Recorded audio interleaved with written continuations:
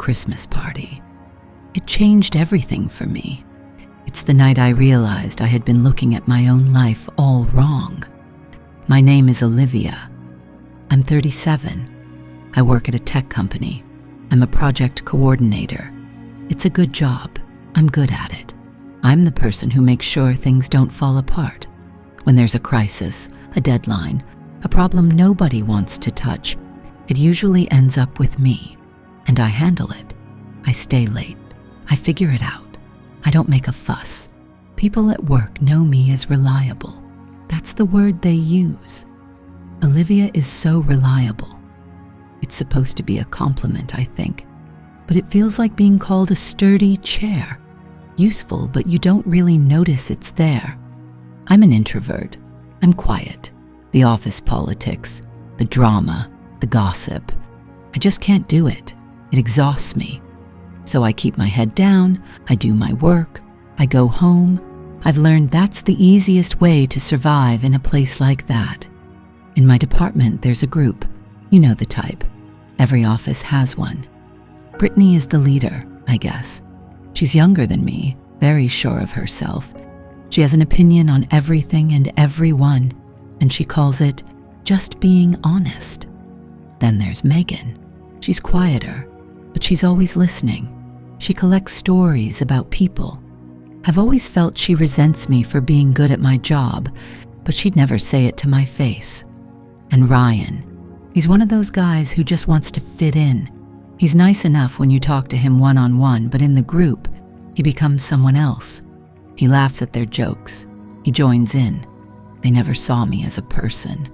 I was just there, a piece of the office furniture, safe to ignore, safe to make fun of.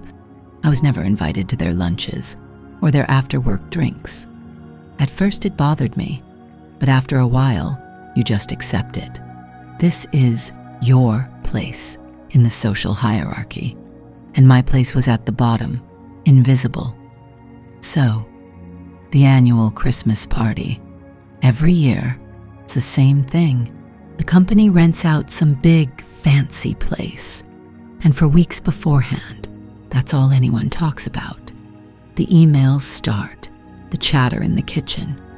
What are you wearing? Did you see the price of that dress? It's not just a party, it's a performance, a competition. Who has the best outfit, the most expensive shoes, who looks like they belong in a magazine? I always hated it. The pressure was awful. Most years, I'd just find an excuse not to go. A headache, a family thing, anything. It was easier than showing up and feeling completely out of place. But this year was different. I got an email from HR. It wasn't the usual mass invitation. This one felt personal. It said my attendance was specifically requested. I read it a few times. I thought it had to be a mistake. Why would they want me there specifically? But it was real, so I knew I had to go. You don't ignore a request like that, and my first thought was dread. Pure, cold dread. Because I knew what it meant. I had to walk into that room. I had to face them. And I had nothing to wear. I'm not a flashy person. My budget is tight. I don't spend money on clothes I'll only wear once. It just seems wasteful. I looked in my closet. Nothing felt right. Everything was too simple, too plain, too Olivia, as I imagined them saying. I thought about buying something new. I even looked online, but the prices, I just couldn't justify it. Not for one night of feeling awkward. I was so close to just calling in sick anyway, to just hiding. And then I remembered the dress, my mother's dress. She passed away a few years ago. It was sudden. I have a few of her things, some books, a piece of jewelry, and this one dress. It was the one she wore for special occasions, holidays, anniversaries. It's not a modern dress. It's simple. It's from another time, really. I'd kept it in a garment bag at the back of my closet. I hadn't even looked at it in years. I took it out. I thought, maybe. I tried it on, and it fit perfectly. Standing there in my bedroom, wearing her dress. It was a strange feeling. It felt like she was there with me, like a little piece of her strength was wrapping around me. I knew it wasn't fashionable. I knew it wasn't what Brittany or Megan would ever choose to wear. But it meant something to me. It was the only thing I had that felt right. I made a decision. I would wear it. I told myself it wouldn't matter. No one would pay attention to me anyway. I'd go, show my face for an hour, and leave. I could be invisible for 1 hour. I was good at being invisible. It was a stupid thought. I was so naive. The night of the party arrived. I felt nervous all day. My stomach was in knots. Getting ready, I almost changed my mind a dozen times. I almost put on a simple black skirt and top, something that would blend in. But I looked at the dress, my mom's dress, and I thought, no, I'm wearing this for me and for her. I took a cab to the hotel. The whole way there, I was just telling myself, keep your head down.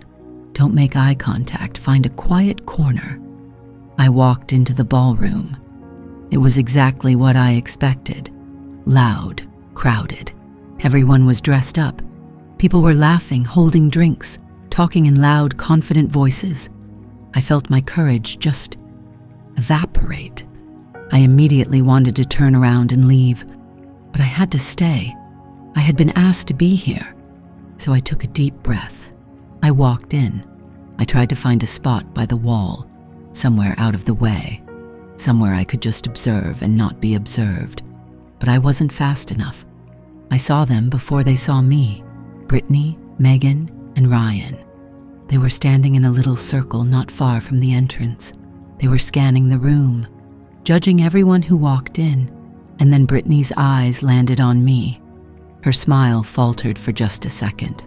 It was a look of disbelief. She leaned in and whispered something to Megan. I couldn't hear what she said, but I didn't need to. I saw the look on Megan's face. Then Ryan glanced over.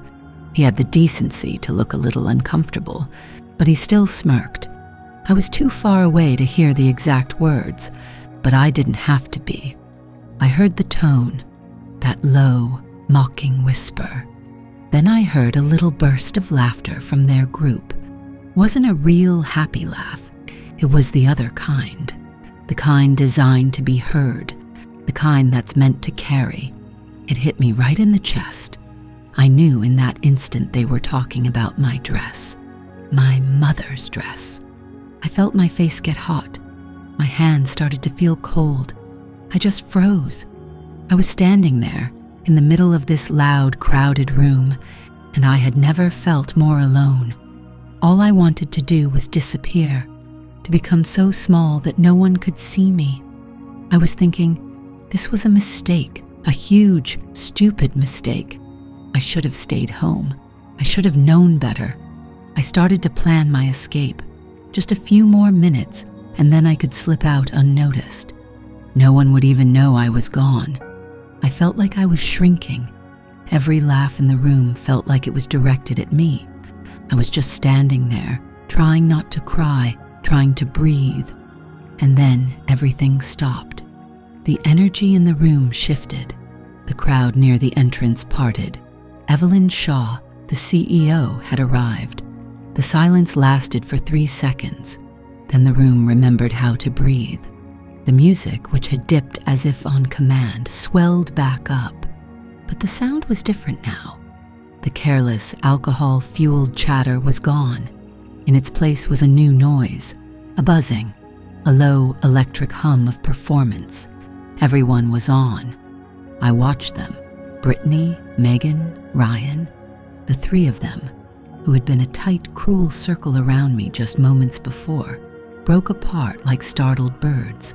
Their focus snapped away from me so completely, it was as if I had actually vanished. I was no longer the joke. I was no longer anything. I was just empty space. Brittany smoothed the front of her sequin dress, her posture suddenly perfect. Ryan ran a hand through his hair. his easy smirk replaced by a look of eager, nervous respect. Megan just watched, her eyes narrowed, tracking the new center of gravity in the room. Evelyn Shaw. I'd never seen her in person, not this close, only in company-wide video calls or in professional headshots on the corporate website. In those, she looked powerful, but distant. A concept. The CEO. Here, she was real. She was shorter than I expected, dressed in a simple, severe black pantsuit that probably cost more than my car. Her silver hair was cut in a sharp, elegant bob. She wasn't smiling, not really. It was something more practiced, a look of calm, absolute authority. She moved into the room and the crowd parted for her, not in a dramatic, movie-like way, in a subtle, magnetic way. People shifted, turned their bodies toward her, creating a path without even realizing they were doing it. She was the sun, and everyone else was a planet, silently adjusting their orbit. My own orbit was telling me to leave. This was my chance, the distraction I didn't know I was waiting for. Every eye in this ballroom was on Evelyn Shaw, every sycophant, every ambitious manager, every gossip was fixed on her. No one was looking at the quiet girl in the corner, the girl in the funny, old-fashioned dress. I can go. The thought was a lifeline. I can just slip out the door. No one will see. No one will remember I was even here. Tomorrow, it will be a half-forgotten story. Did you see what Olivia was wearing? A brief laugh, then it would be over. I could handle that. A brief laugh is survivable. My feet felt like they were bolted to the floor. My heart was still doing a frantic, painful rhythm against my ribs. Move, Olivia. Just move. I took a breath, a shaky, shallow thing. I kept my eyes down, focused on the worn pattern of the hotel carpet. I started to shuffle, my back pressed against the wall, a crab walk toward the exit. One step, then another. The noise of the party was a wall of sound, and I was trying to become part of the wallpaper, invisible, safe to ignore. Don't look up, don't make eye contact, just get to the door. My mother's dress felt heavy, a wool coat in the middle of summer. I felt the weave of the fabric against my skin, and a fresh wave of shame washed over me. It was a stupid, sentimental decision, a huge, stupid mistake. What was I thinking? That a piece of clothing could be armor? It wasn't armor. It was a target. I was halfway to the exit. My hand was already reaching in my purse for my coat check ticket. Freedom was 20 feet away, 15, 10. I could already feel the bite of the cold night air on my hot face. I could picture myself in my car, turning the key, the shame finally contained within the 4 doors of my Honda Civic. Olivia? The voice was quiet, low and clear. It cut through the din of the party like a surgeon's knife. It was not a voice I knew. I froze. Every muscle in my body went rigid. It couldn't be for me. It was a common name. There had to be another Olivia, a more important Olivia, an Olivia who belonged here. I kept my eyes on the floor, pretending I hadn't heard. Maybe if I didn't react, the voice would move on. Olivia Hayes. My full name, spoken with calm certainty. Slowly, like a rusted machine, I lifted my head. Evelyn Shaw was standing right in front of me. She had broken from her orbit. The crowd, confused, had stopped a polite distance away, watching, waiting. The CEO had stopped her tour of the room to speak to me. My mind went completely blank. A white screen. No thoughts. No words. She had kind eyes, and that was the first thing I noticed. Not kind in a soft, gentle way. Kind in an intelligent, perceptive way. They were a light, clear blue, and they were looking at me. Really looking. Not through me. Not past me. At me. "You were leaving," she said. It wasn't a question. It was an observation. I opened my mouth, but only a squeak came out. I swallowed. "Yes," I managed. My voice was a stranger's, thin and reedy. I just remembered something I had to do. A terrible lie, a child's lie. She had to know. The CEO of a billion-dollar tech company could probably smell a lie from 100 paces. A small smile touched her lips. It didn't reach her eyes. On a Friday night, during the company Christmas party? I hope it isn't work. I try to discourage that. Behind her, I could see them. Brittany, Megan, Ryan. They were standing together again, trying to look casual, but their faces were a mixture of confusion and disbelief. Brittany's jaw was tight. Why was the CEO talking to me? The question was written all over her face. I just wanted to disappear. I wished the floor would open up and swallow me whole. "No," I whispered, "not work." Evelyn Shaw's gaze drifted down from my face to my dress, and there it was, the feeling I'd been fighting all night, a hot, prickling dread that started in my stomach and spread to every limb. Here it comes, the final blow, the ultimate humiliation, a polite corporate version of the same mockery, a raised eyebrow, a subtle, pitying smile. What an interesting choice, Olivia. I braced myself. I closed my eyes for a fraction of a second. When I opened them, she was still looking at the dress, but her expression had changed. The professional calm was gone. In its place was something else, something I couldn't read. It wasn't pity. It wasn't disgust. It was recognition. Her eyes, those sharp, intelligent eyes, narrowed slightly. She took a half step closer, her gaze fixed on the simple, dark green fabric. She looked at the clean lines, the modest boat neckline, the way the sleeves were set. She saw the details, the things no one else would ever notice. The silence stretched. The whole party seemed to be holding its breath, watching this bizarre, quiet interaction in the corner, the CEO and the office furniture. Then she looked back up at my face.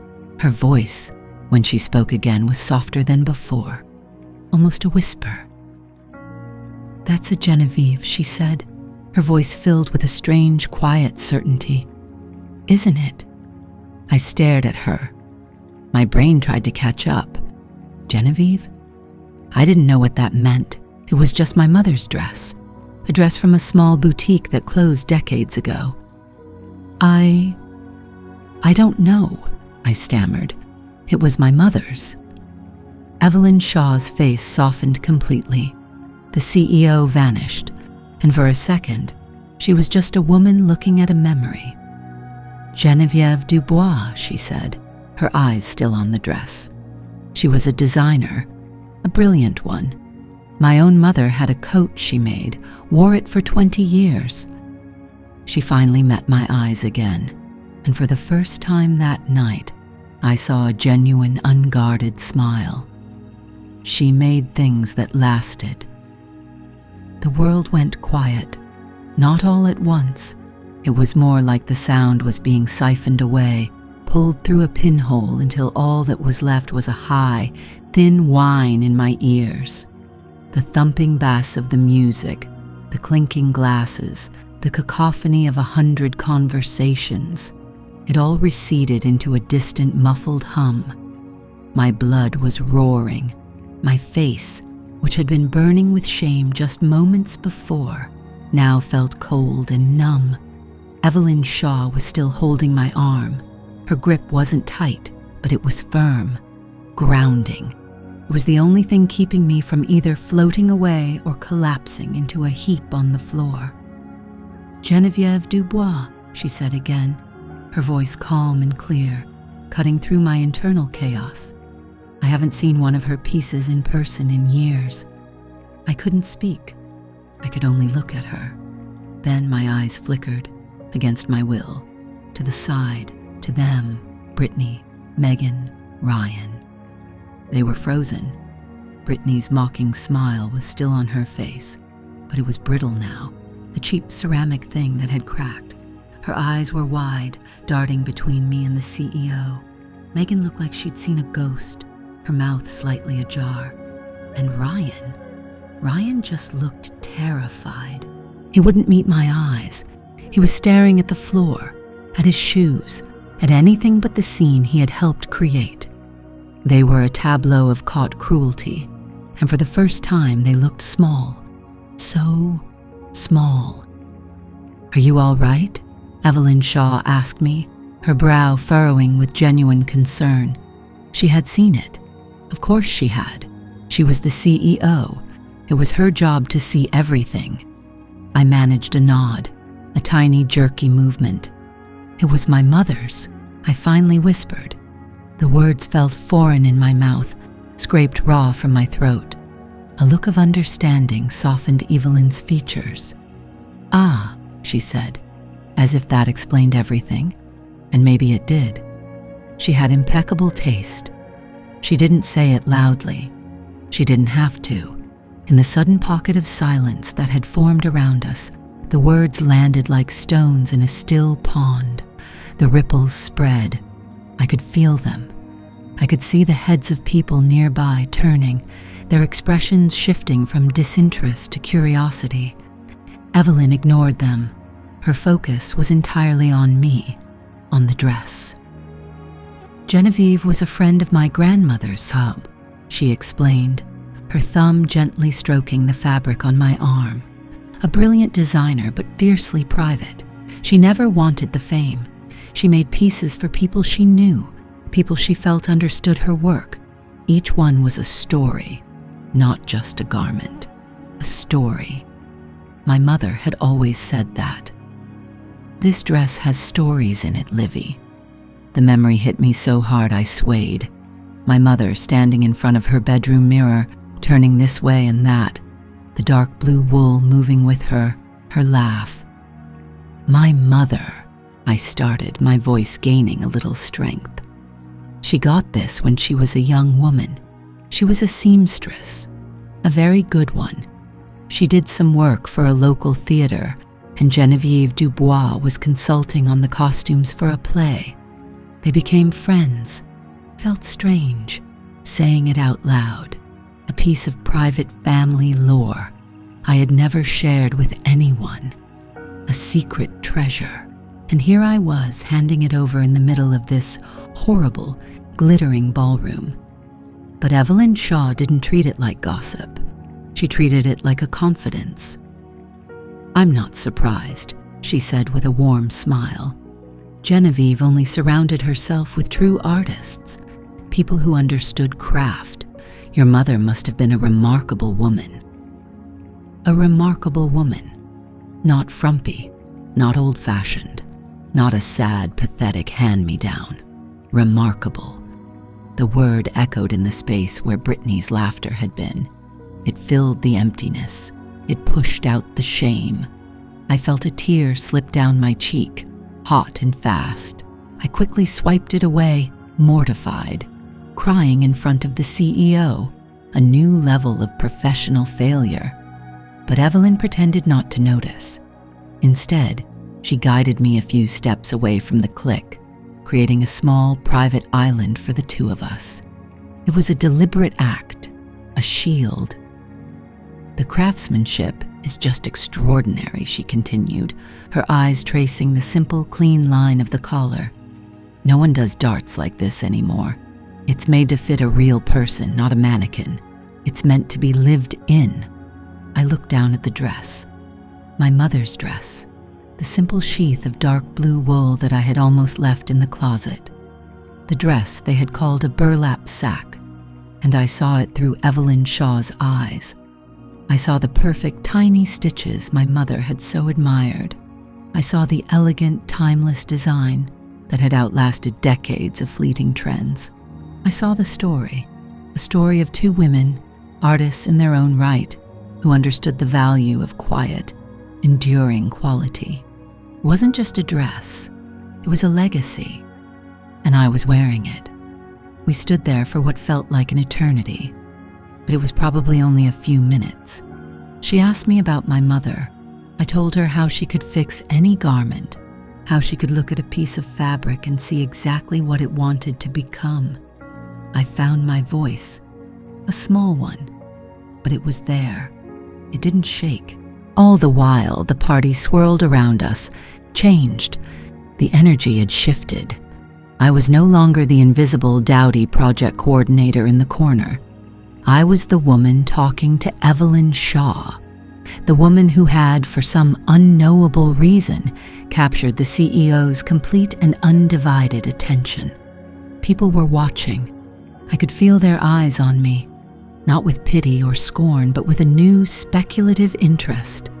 A few senior VPs who had walked past me without a glance earlier now hovered nearby, waiting for a chance to cut in. One of them, a man named Mark from finance, finally tried. "Evelyn, great party," he said, stepping toward us with a broad plastic smile. "I was hoping to steal you for a moment to talk about—" "Not now, Mark," Evelyn said, not even turning her full attention to him. Her voice was pleasant, but the dismissal was absolute. "Olivia and I are having a conversation." Mark froze, his smile faltering. He looked at me, really looked at me for the first time ever. His eyes were wide with confusion. Who was I? What was my secret? He gave a weak nod and retreated, melting back into the crowd. The power of it all was dizzying. I felt like I was standing next to the sun. Finally, Evelyn glanced at her watch. "I have to go circulate," she said, her tone apologetic. "But Olivia—" She paused and her gaze became serious, direct. "I am so glad you wore this dress tonight. It's beautiful." And it was a privilege to hear its story. She reached into the small, elegant clutch she was carrying and pulled out a business card. It was thick, creamy cardstock, with her name and title in a simple embossed font. "My assistant will tell you my door is never open," she said, a hint of a smile playing on her lips. "But for the woman in the Genevieve Dubois dress, it is, if you ever want to talk about anything." She pressed the card into my hand. Her fingers were cool against my palm. And then she was gone. She moved back into the heart of the party, a queen returning to her court, immediately swallowed up by a crowd of eager executives. I was left standing alone, but it was a different kind of alone. The space around me no longer felt hostile.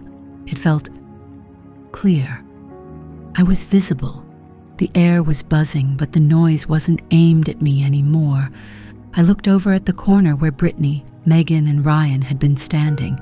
They were still there, but they were the ones who were invisible now. No one was talking to them. They were huddled together, whispering furiously. Brittany shot me a look of pure, venomous hatred. It should have scared me. It should have made me shrink. It didn't. I looked down at the card in my hand. Evelyn Shaw, Chief Executive Officer. I closed my fingers around it. The sharp corners of the card dug into my palm, a small grounding pain. I decided it was time to leave, not because I was running away, not because I was hurt or ashamed, but because I was done. The night was over. I walked toward the exit, my back straight. I didn't hurry. I kept my head high.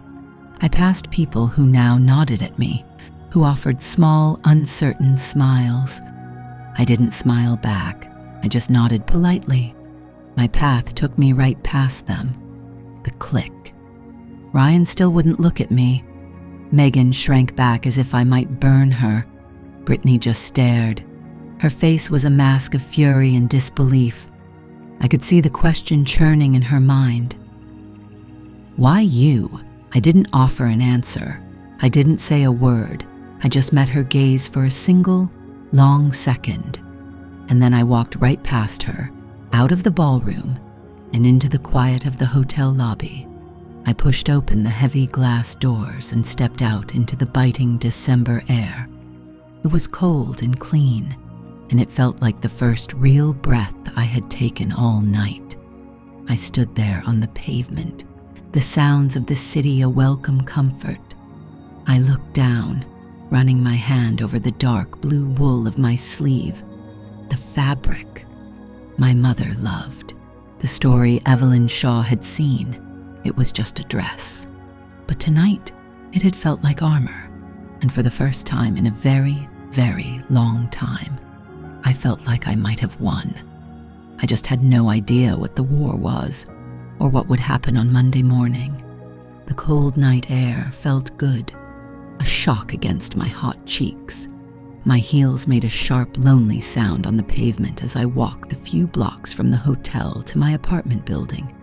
A sound I'd never noticed before. It sounded confident, decisive. I had won, hadn't I? The thought was a fragile thing, like a soap bubble. I was afraid to examine it too closely, afraid it would pop and leave nothing behind but a damp spot of wishful thinking. But the feeling was there, a warm, glowing coal in the center of my chest where the ice had been just an hour before. I walked past Brittany, Megan, and Ryan on my way out of the ballroom. I didn't look at them, but I felt their eyes on me. The air around them was still and silent. The laughter had died.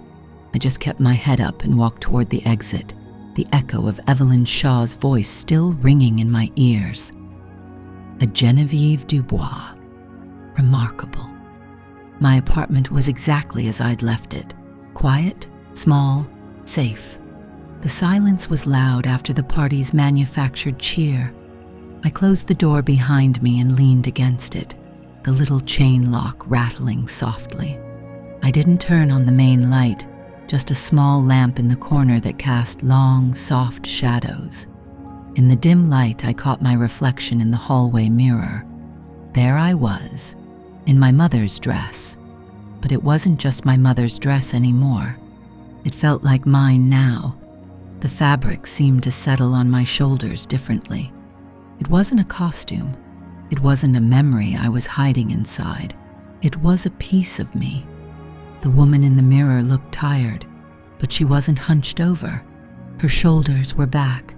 There was a faint, unfamiliar spark in her eyes. I reached into my small clutch and pulled out the business card.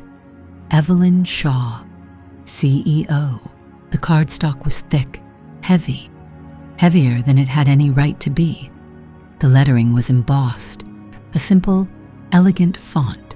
No flashy logo, just her name, her title, and 2 numbers, an office line and a direct mobile number, a direct line to the CEO. I placed it on my little entryway table like a sacred object, a piece of evidence, proof that the night hadn't been a dream, proof that I was seen. I handled it. I had handled it. But the night was over. The party was over. The weekend was a long, empty stretch, and then there would be Monday.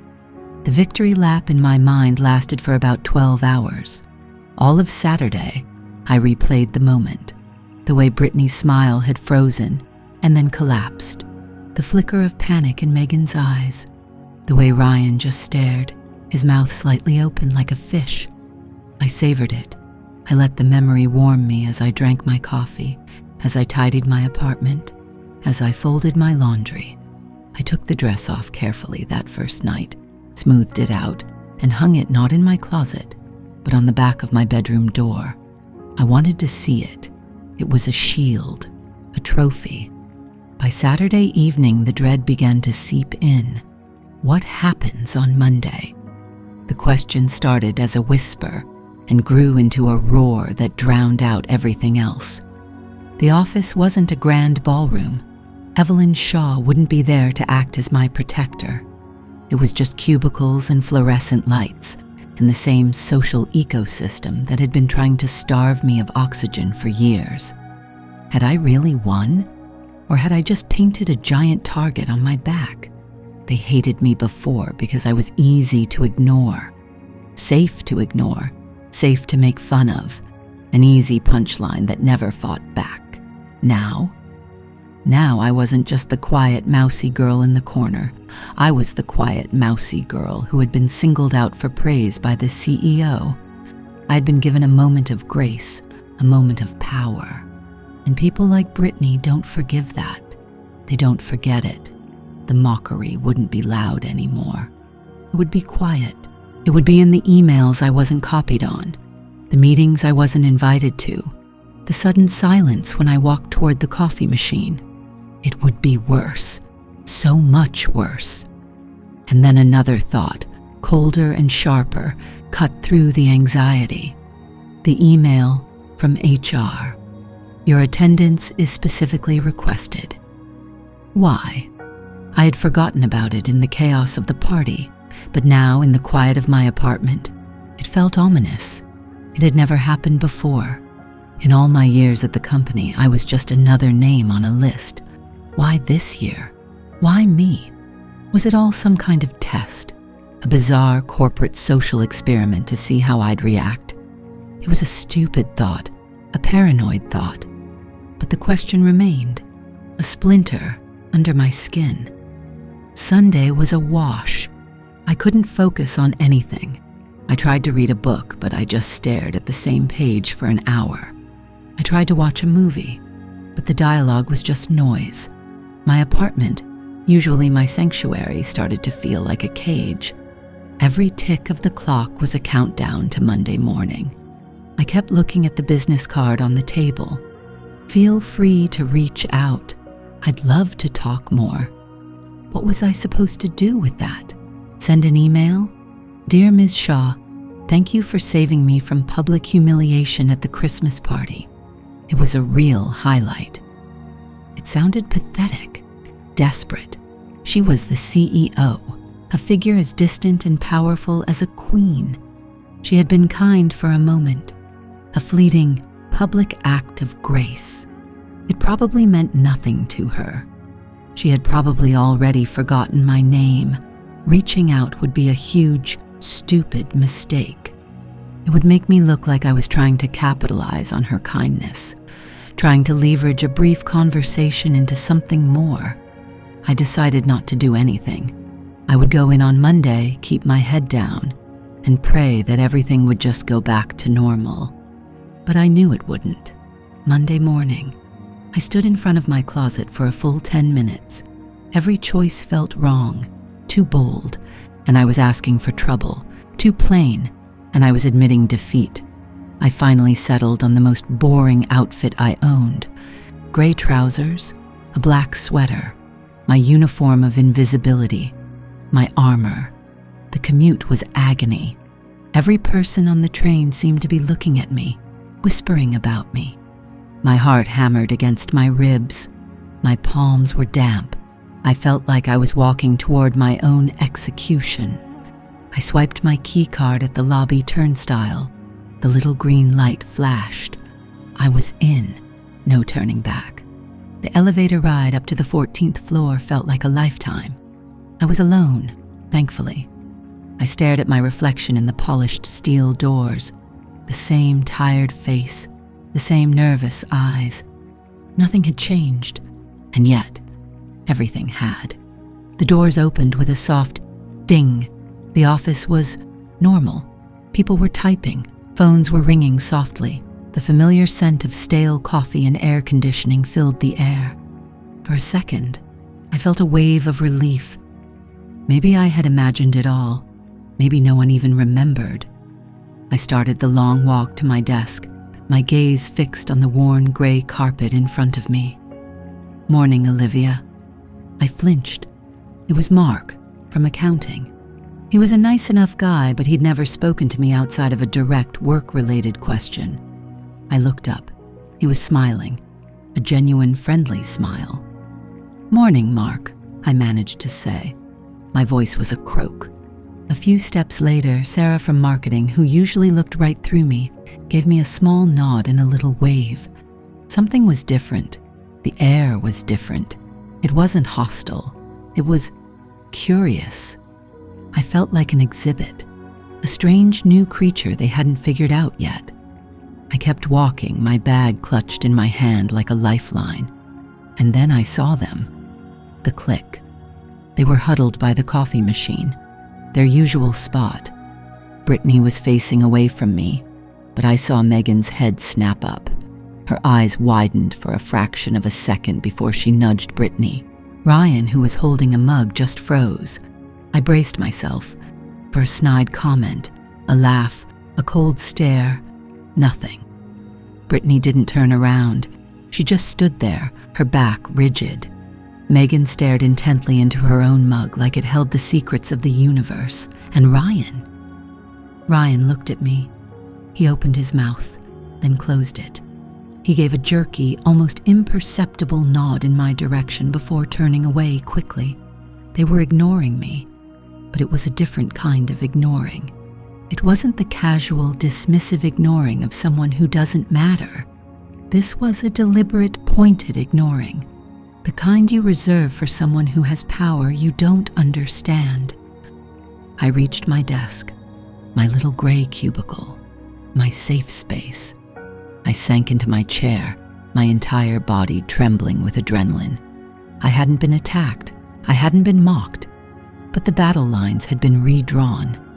I took a deep, shaky breath and turned on my computer. The familiar login screen appeared. I typed in my password, my fingers clumsy. My inbox loaded, the usual junk mail, the automated reports, the weekend summaries. And then I saw it, an email, sitting at the very top of the list. It was marked as high importance. My breath caught in my throat. I stared at the sender's name, my heart doing a painful lurch in my chest. From Evelyn Shaw. Subject, following up. There it was, sitting at the very top of my inbox, casting a shadow over everything else. The sender's name was simple. Evelyn Shaw. The subject line was just 2 words. Follow up, and next to it, a single sharp symbol of dread. The little red exclamation point, a tiny digital scream. My breath caught in my throat. My mouse hand, which had been moving with the easy, practiced rhythm of a Monday morning, froze over the trackpad. The sounds of the office, the gentle tapping of 100 keyboards, the low hum of the servers, the distant whir of the fancy coffee machine in the break room, all of it faded into a dull, distant roar. My entire world had shrunk to the size of my monitor, to that one line of text, a high-importance email. From the CEO, for me. My first thought was that it was a mistake, a typo in the address field. It had to be. She meant to email Olivia Simmons in marketing, or Olivia Chen in engineering. Not me, not Olivia Hayes, the quiet project coordinator who filed reports and organized spreadsheets, the office furniture. But the name was right. My name. My blood ran cold. My stomach twisted into a familiar tight knot. The same knot I'd felt Friday night, standing in the corner of that ballroom. Humiliation washed over me again, hot and immediate. This was it, the other shoe dropping. She'd had the weekend to think about it. She'd realized her mistake. Praising an employee's dress in front of everyone, undermining her top performers like Brittany. It was unprofessional. This email was the correction. A formal HR-approved reprimand for what? For being there? For wearing my mother's dress? For causing a scene by simply existing? And those are the things that hurt the most, aren't they? The punishments for crimes you didn't even know you were committing. My finger hovered over the trackpad, trembling. I couldn't open it. I also couldn't not open it. Leaving an email from the CEO marked high importance unread was professional suicide. It was worse than anything Brittany could ever say about me. It was a real, tangible failure. I took a breath. Just open it, Olivia. Whatever it is, you can handle it. You always handle it. I clicked. The email loaded instantly. No fancy graphics. No corporate letterhead. Just a few lines of stark black text against a white background. Subject, follow-up. Olivia, thank you again for the conversation on Friday. I'd like to continue it. Please come to my office at 10:42 a.m. this morning. Evelyn. I stared at the words. I read them once, then again, a third time. My brain refused to process them. They were simple words, direct and clear, but they made no sense in the context of my life. Continue the conversation. What conversation? We didn't have a conversation. We had a collision, a bizarre 5-minute encounter that felt more like a dream than a memory. Please come to my office.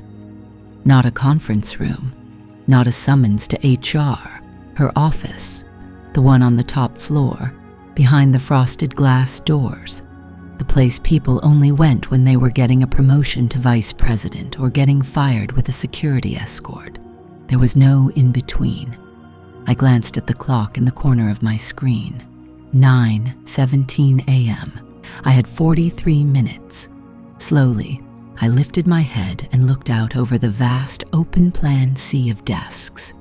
The world snapped back into focus, but it felt different now, sharper, more dangerous. Every mundane detail was amplified. The aggressive green of the fake plant near the window, the way the fluorescent lights made everyone's skin look pale and tired, the low conspiratorial murmur from a few desks over. From the corner of my eye, I saw them, the click. Brittany was leaning back in her ergonomic chair, scrolling on her phone with one hand while pretending to type with the other. Her face was a mask of casual indifference, but her shoulders were tense.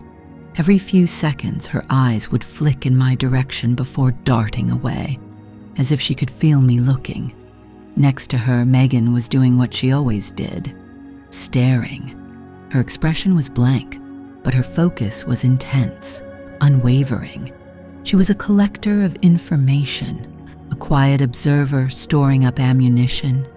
She wasn't looking at me with pity or even simple curiosity. It was the look of someone watching a nature documentary, waiting for the predator to finally take down the wounded gazelle. And then there was Ryan. He was hunched over his keyboard, typing furiously, his gaze locked on his screen. He was pointedly, aggressively, not looking at me. He hadn't said a single word to me since Friday, not even the cursory, "Hey," he usually managed. His guilt was a physical thing, a shield he held up to deflect any connection, safe to ignore. They didn't know about the email. They couldn't, but they were watching, waiting. The power dynamic had shifted on Friday night, and it had left a vacuum. They were waiting to see how I would mess this up, how I would prove that I was, and always had been, the person they thought I was, someone small, someone to be made fun of. My hands felt clammy. I wiped them on my trousers. 10 haninam. The time was a brand on my thoughts. I tried to click on a spreadsheet, to open a project file, to do something that looked like work, but my mind was a blank. All I could see were those words. Please come to my office. At 9:55 a.m., I stood up. My chair made a soft scraping sound on the plastic floor mat, and it felt like a gunshot in the quiet office. Heads turned, not just the clicks. People I hadn't spoken to in years glanced up from their work. I felt 100 pairs of eyes on me as I pushed my chair in. The walk from my desk to the elevators felt a mile long. It was a gauntlet of silent judgment. I kept my eyes fixed on the far wall, on the silver elevator doors that were my goal, my sanctuary. I could feel Brittany's stare burning into the back of my head. I didn't have to look to know she was smirking, whispering something to Megan. Look at her. Where does she think she's going? I passed their row of desks. I forced myself not to speed up. I walked at a steady, measured pace, just like I did every day on my way to the break room. My heart was hammering against my ribs like a trapped bird. Out of my peripheral vision, I saw Megan's eyes go wide as I passed the turnoff for the regular conference rooms and kept walking toward the executive wing. Ryan finally looked up, his face a mixture of confusion and alarm. I didn't look back. The elevator doors opened with a gentle ding.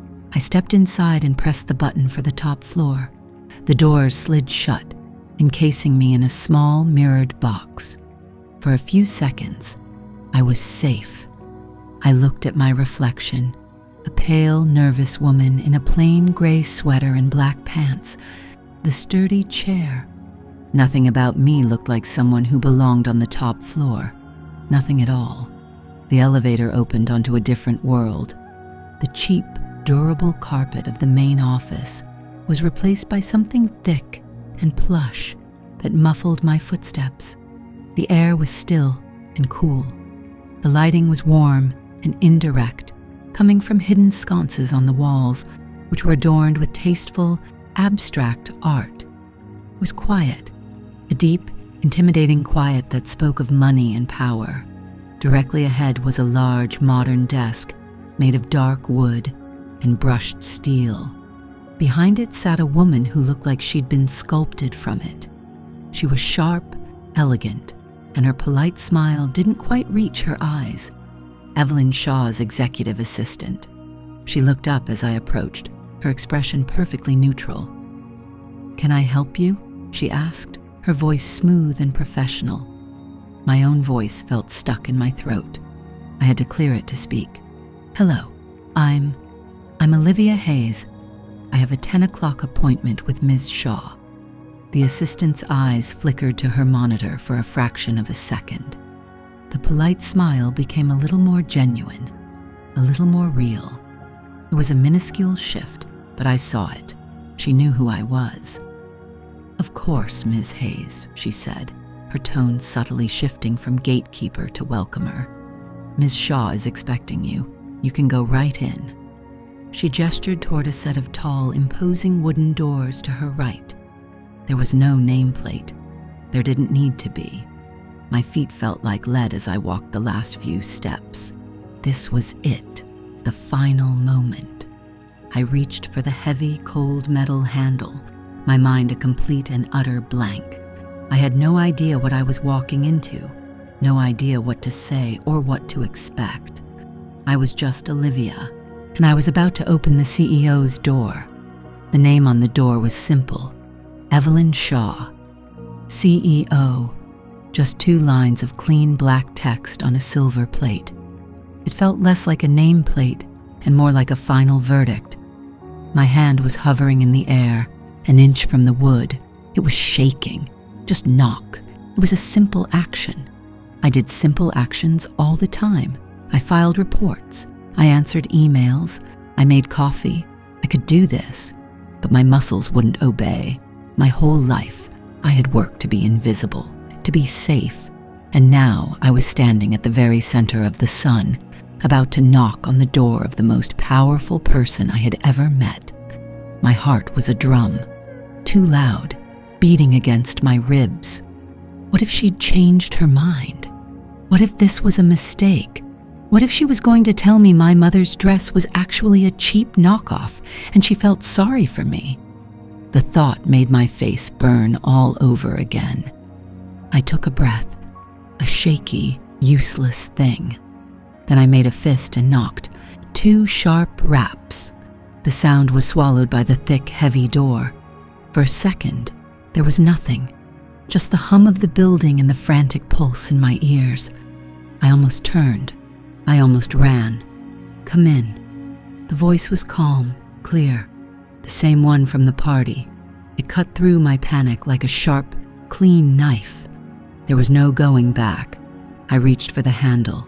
It was cold, solid steel. I turned it and pushed the door open. The office wasn't what I expected. I'd imagined something huge and intimidating, a glass fortress overlooking the city. But it was smaller, warmer. Bookshelves lined one wall, filled with actual books, not just corporate awards. A comfy-looking armchair sat in the corner next to a tall lamp. The desk was large, made of a dark, rich wood, but it was organized, not sterile. The only thing that screamed CEO was the window. It took up the entire back wall, a perfect, uninterrupted view of the city skyline. Evelyn Shaw was not sitting behind the desk. She was standing by the window, holding a tablet, her back to me. She was wearing a simple dark gray sheath dress, no jewelry except for a watch. Even from behind, she radiated a kind of quiet authority. "Olivia, thank you for coming," she said, without turning around. "Please have a seat." She gestured with her free hand toward two chairs positioned in front of her desk. I moved toward them. My shoes made no sound on the thick rug. It felt like walking on a cloud. I chose a chair and sat on the very edge of it, my purse clutched in my lap like a shield. She finally turned. Her expression was neutral, unreadable. She walked over and sat in the other chair, facing me, not behind her desk, beside me. We were on the same level. It was a deliberate choice. I knew that much about corporate power dynamics. It didn't make me feel any less small. "Can I get you some water? Coffee?" she asked. "No, thank you," I managed to say. My voice was a squeak. I cleared my throat. "I'm fine." She nodded, setting the tablet aside. For a long moment, she just looked at me. It wasn't a judgmental look. It was an assessment, like she was trying to solve a puzzle. "I imagine you're wondering why I asked you here," she said. It wasn't a question. I just nodded. Words felt impossible. "The party," she began, and my stomach immediately clenched. "I owe you an apology." I blinked. "An apology? For what?" "For putting you in that position," she said, her voice even. "It was an uncomfortable situation. I could see that." I didn't know what to say.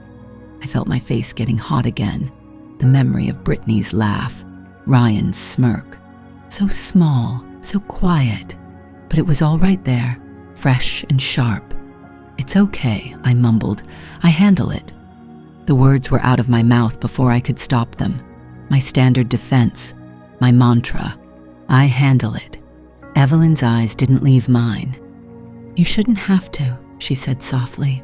And the way she said it with such simple finality cracked something open inside me. It was a truth I had never allowed myself to think. She leaned forward slightly. "Your mother's dress," she said, her voice shifting. "It's been on my mind. Here it comes, the pity." Genevieve Dubois was a contemporary of my grandmother's, she continued. "My grandmother was a designer in Paris for a time. She always said Genevieve's work was for women who had their own stories to tell, not for women who wanted the clothes to tell the story for them." My mother. She was telling me about my mother. She had impeccable taste, Evelyn said, the same words from the party. But here, in the quiet of her office, they landed differently. They weren't a weapon to silence a bully. They were a statement of fact, a validation. "She was a good person," I whispered, surprising myself. Tears pricked my eyes, stupid, so stupid. Crying in the CEO's office. "I have no doubt," Evelyn said. She didn't look away. She didn't act uncomfortable. She just let me have the moment. After a beat, she leaned back. The soft part of the conversation was over. I could feel the shift. "Olivia, do you know why HR sent you that email? The one requesting your attendance at the party?" I shook my head, my throat tight. This was it, the mystery. "I asked them to," she said. My mind went blank. Nothing, just static. "I asked HR for a list," she explained, her voice all business now. "A list of employees who fly under the radar, people with excellent performance reviews, perfect project completion rates, but who have zero social capital in the company. People who keep their heads down, do the work, and go home. People who are, for lack of a better word, invisible. A piece of the office furniture. The words echoed in my own head. Your name was at the top of that list, Olivia. By a significant margin. I stared at her. I couldn't process it. She had a list? A list of invisible people? Our company culture is something I take very seriously, she went on. And I've been hearing things, whispers, that certain departments have become toxic, that good people who are the backbone of this company are being marginalized, made to feel small. Brittany, Megan, Ryan. She knew. She had to know. Data and reports can't tell you everything, Evelyn said, gesturing vaguely at her desk. Sometimes you have to create a catalyst, an event, to see what happens, to see who people really are when they think no one in power is watching. It hit me then, a slow, dawning horror. The party, my dress, the laughter. It was a test. I was the bait. My humiliation wasn't an accident. It was an experiment. I felt a wave of sickness roll through me. My pain had been data. As if reading my mind, Evelyn's expression softened again. It was not my intention for you to be hurt, Olivia. That is a failure of the test, and for that I am truly sorry. I was watching. I was prepared to intervene. I just hoped I wouldn't have to. I looked down at my hands clenched around my purse. So I was a project, a name on a list, a variable in an equation. It was a familiar feeling, but this time it felt different, because the person running the experiment had seen me, really seen me.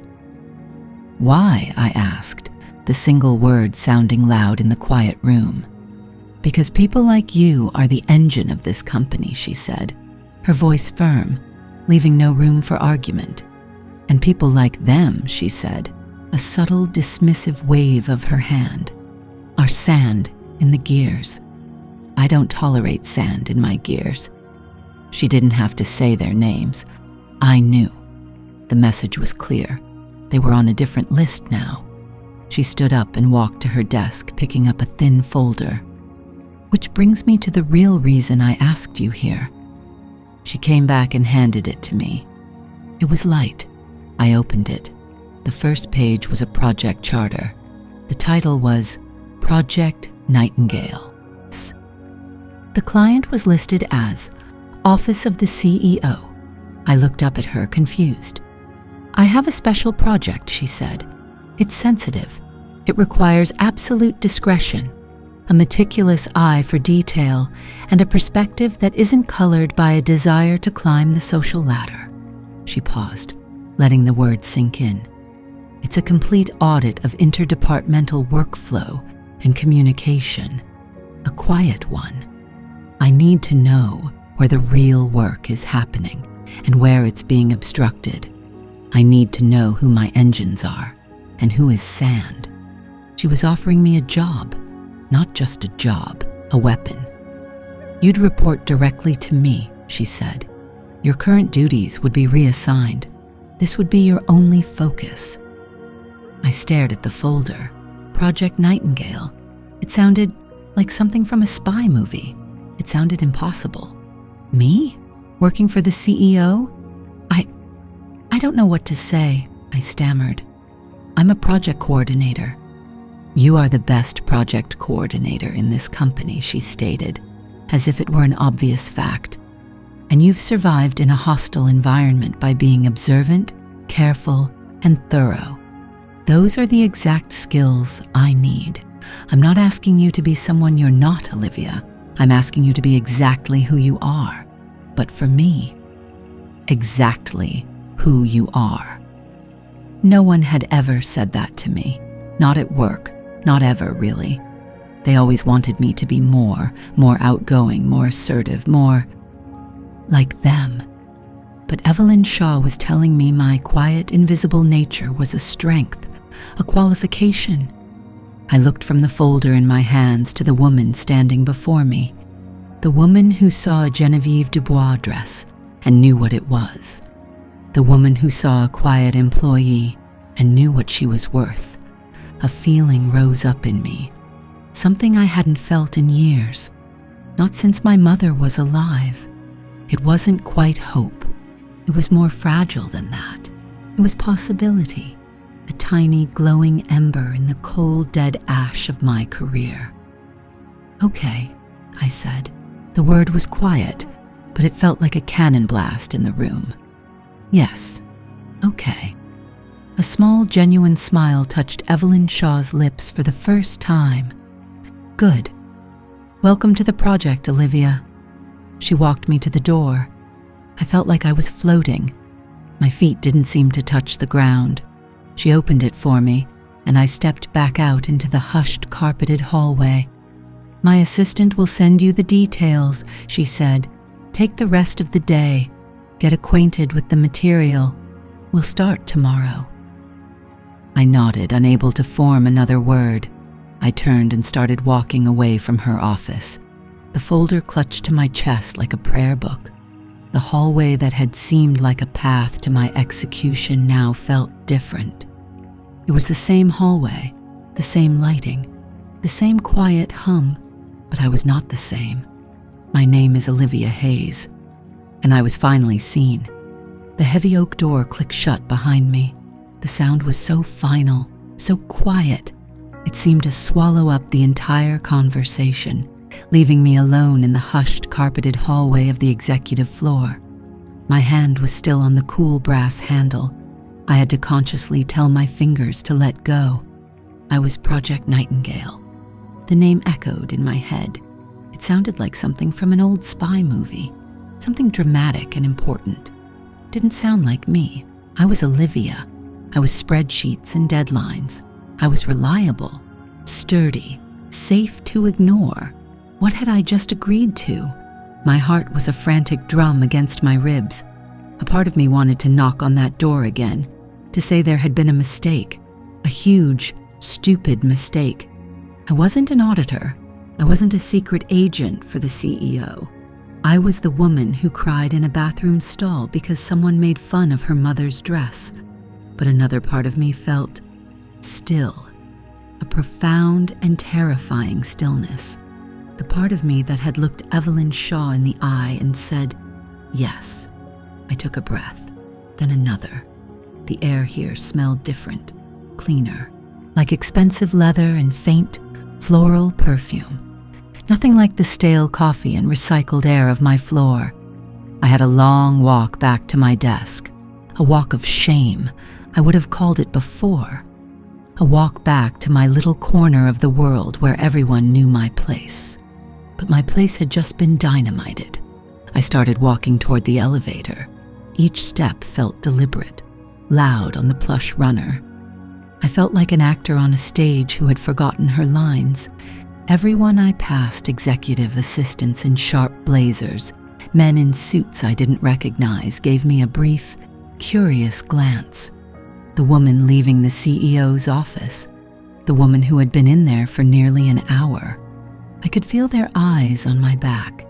It was a different feeling from the party. Not the hot shame of ridicule. This was colder, sharper. It was the feeling of being noticed, of being calculated. The elevator ride down was a strange bubble of silence. The mirrored walls showed me a woman I barely recognized. Her expression was blank, her posture straighter than usual. She looked composed. It was a lie. Inside, I was a mess of tangled wires, sparking with fear and a strange, unfamiliar flicker of excitement. The doors opened onto my floor. The noise hit me first, the familiar hum of keyboards, the low murmur of phone calls, the distant whir of the industrial printer. My world, my ecosystem. And I was about to walk right through the middle of it. I saw them before they saw me, the click. They were gathered near Ryan's desk, which was positioned with a perfect view of the elevator bank. Brittany was leaning against a filing cabinet, arms crossed, a smirk already playing on her lips. Megan was perched on the edge of Ryan's desk, whispering something to him. Ryan was just looking down, feigning work, but his shoulders were tense. He knew I was coming. They were all waiting. This was the test. Not one of Evelyn's, but my own. Usually my path would have been a careful arc around them. I would have found the widest possible route, kept my eyes glued to the floor, and tried to make myself as small as possible. Just a piece of office furniture moving from one spot to another. Not today. I walked straight ahead, a direct line, right past Ryan's desk. As I approached, the whispering stopped. I felt 3 pairs of eyes lock onto me. I kept my own gaze forward, fixed on the reassuring beige of my cubicle wall in the distance. "Well, look who it is," Brittany's voice cut through the air, dripping with false sweetness. "Finally done getting your commendation for best dressed?" I felt the sting, the automatic reflexive flinch that always came with her words. My face wanted to get hot. My stomach wanted to clench. I wanted to speed up, to run the last 20 feet to my desk and disappear. But I thought of Evelyn's words, a test of character. I thought of my mother's dress, not the reason for my shame, but the source of my strength. I slowed my pace, just a fraction. I stopped. I turned my head and looked directly at them. I didn't look at Brittany first. I looked at Ryan. He wouldn't meet my eyes. His gaze was fixed on his keyboard, his face a pale, miserable mask. Then I looked at Megan. She stared back, her expression a blank, unreadable slate, a collector of information, a vulture. Finally, I looked at Brittany. I didn't say a word.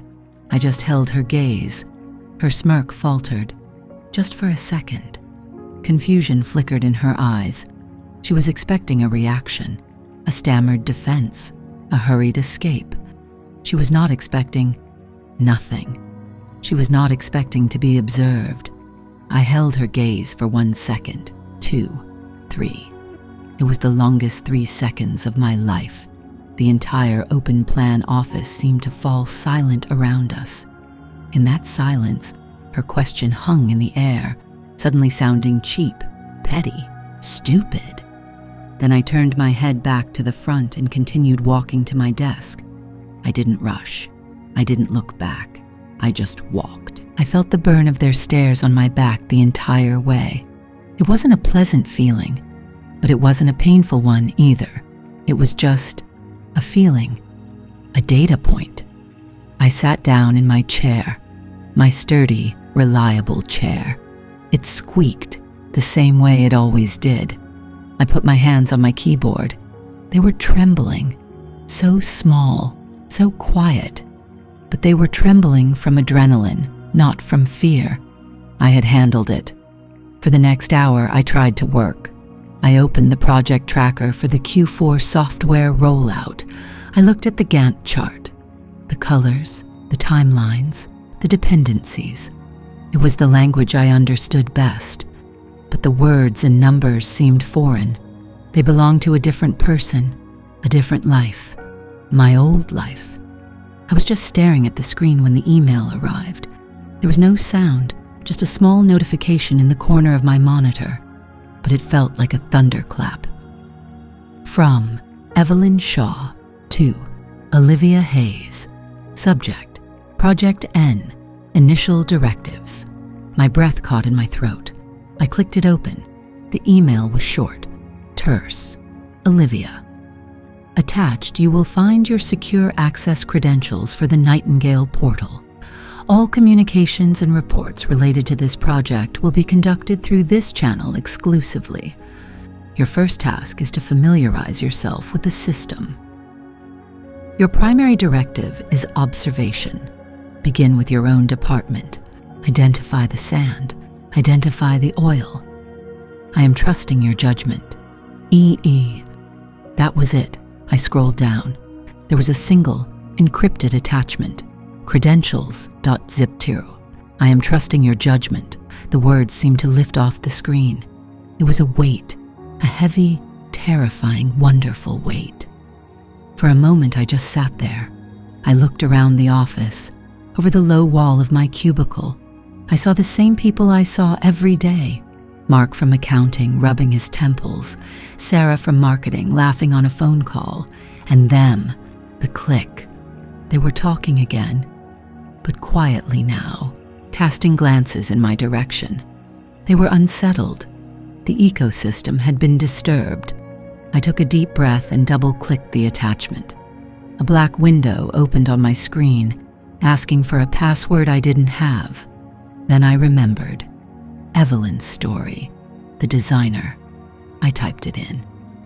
Genevieve Dubois. The window vanished. A new one appeared. It was a clean, minimalist interface, gray and white, no company logo, just a single blinking cursor and a search bar at the top. Below it, a directory of every project, every department, every employee file in the company, everything. My hands hovered over the keyboard. Begin with your own department. My fingers moved, almost of their own accord. I typed a name into the search bar. Brittany Miller. Her profile appeared, her official title, her project history, her performance reviews. I clicked on her most recent project, the one she'd been bragging about for weeks. I opened the master file, the one with all the raw data, the timelines, the budget reports, the things a project coordinator never gets to see. I wasn't Olivia Hayes anymore looking at a coworker's file. I was Nightingale, and I was looking for sand. The cursor blinked, a steady pulsing line of light right after the name, Brittany Peterson. It was the only thing moving in the silent, empty expanse of my cubicle. The rest of the office was a ghost town, the 5 o'clock exodus complete. Only the low hum of the servers in the distance kept me company. My hand hovered over the mouse. This was it, the line, the one I never thought I'd be allowed to approach, let alone cross. For years, I had existed on one side of a wall, the side where you kept your head down, did your work, and hoped nobody noticed you long enough to cause you trouble. On the other side of that wall were people like Brittany, people who made the rules, who decided who was in and who was out. And now, Evelyn Shaw had given me a key, not just to a door in the wall, but to the whole damn blueprint. My heart was a frantic drum against my ribs.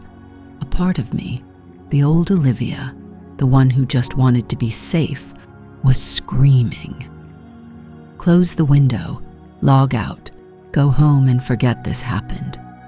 It was the voice that had kept me small, kept me quiet, kept me employed.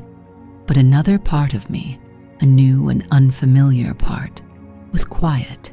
It was steady. It remembered the heat of shame in the ballroom, the sting of their laughter, the cold dread of being seen and judged and dismissed. That part of me clicked the mouse. Brittany's employee profile loaded instantly. It was all there, laid out in the cold, clean format of the corporate database. Headshot, title, department, start date, the usual things. I clicked on the tab labeled Performance Reviews.